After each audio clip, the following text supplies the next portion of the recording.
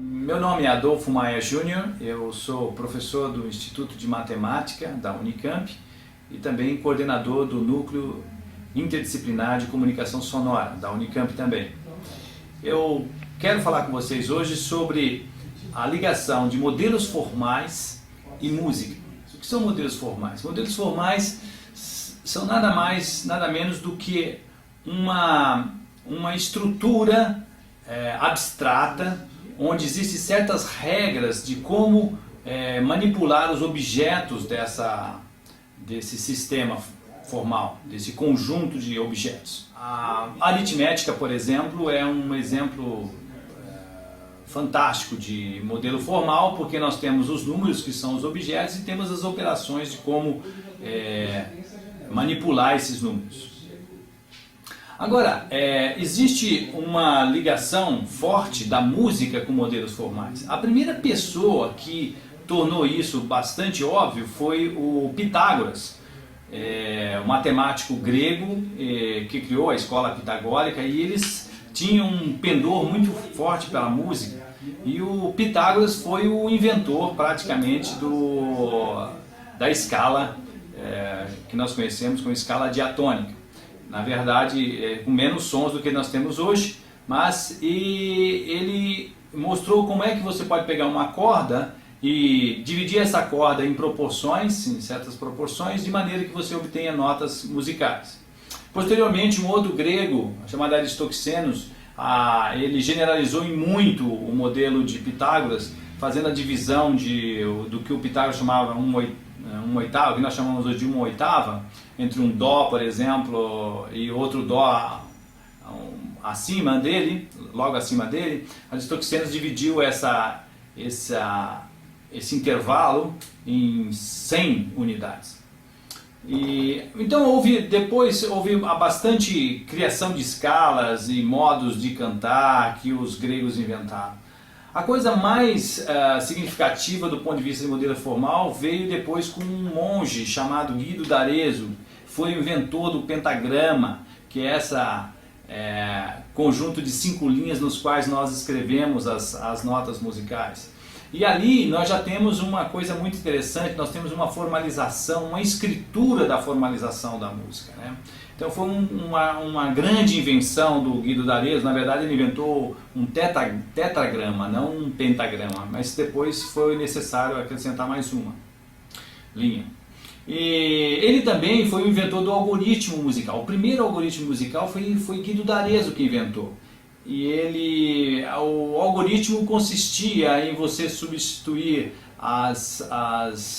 associar as letras, os vogais especificamente de um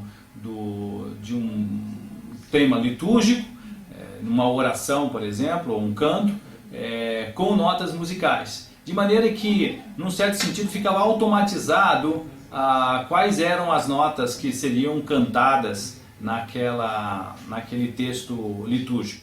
Bem posteriormente, Bach utilizou na sua oferenda musical processos formais e até geométricos nesse sentido, porque ele escreveu um cânon, por exemplo, que é chamado Cânon do Caranguejo, em que se você lê na partitura o cânon da esquerda para a direita ou da direita para a esquerda, é o mesmo cânon.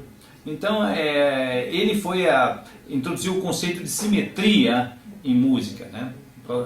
Isso é uma coisa extremamente interessante. Muito bem, pouco tempo depois de Mozart, né, de Bach, nós temos Mozart. Mozart fez uma coisa muito interessante, ele usou aleatoriedade em música.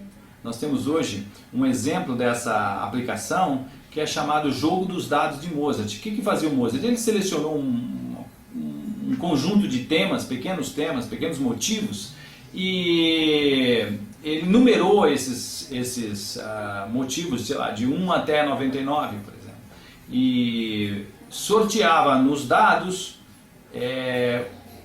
qual era o tema que seria colocado na pentagrama num certo lugar. E depois sorteava de novo, ia colocando, de maneira que ele podia criar, por exemplo, um minueto totalmente feito com processos aleatórios, com um jogo de dados. Então esse foi o primeiro exemplo de aleatoriedade em música.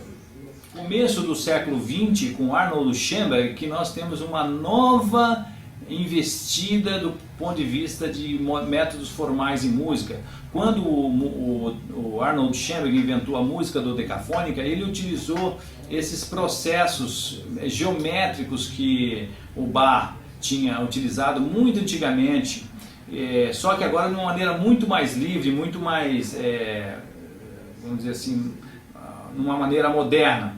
Então a ideia era você construir um tema com 12 notas e você utilizar simetrias tais como inversão dessas notas, a inversão, o retrógrado e até o retrógrado da inversão, fazendo as duas coisas sobre um determinado tema. Então ele utilizou, vamos dizer assim, operações formais sobre um tema. Isso foi no começo do século XX. Lá em meados do século XX apareceram alguns compositores muito interessantes que fizeram uma grande investida nessa área de formalização em música. Eles foram Karlheinz Stockenhausen, Pierre Boulez e Yannis Xenakis. A ideia deles é ter uma multiplicidade de processos composicionais formais, e eles utilizaram isso tanto em composição algorítmica como em síntese de sons.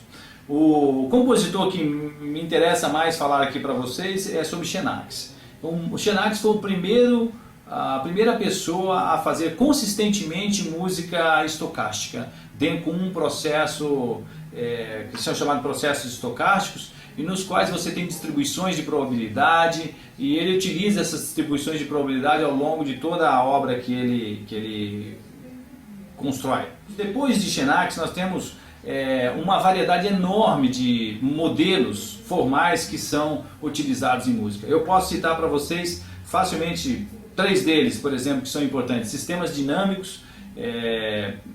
Sistemas dinâmicos variam desde como os planetas em torno do Sol, como um modelo atômico e todas essas coisas. Quer dizer, sistemas que têm interação de corpos, chamados sistemas dinâmicos, e eles podem ser utilizados para a composição musical. Também sistemas biológicos, nos quais, por exemplo, posso citar algoritmos genéticos, por exemplo, são utilizados com bastante desenvoltura em composição, principalmente em composição algorítmica. E modelos da natureza, muitos modelos da natureza são utilizados em música hoje. De maneira que modelos formais, hoje você pode dizer que você pode tranquilamente com ambientes virtuais criar um modelo formal, fazer uma virtualização desse modelo no computador e utilizar as saídas de dados que esse modelo te dá para controle de processos musicais, tanto em composição algorítmica como em síntese de sons.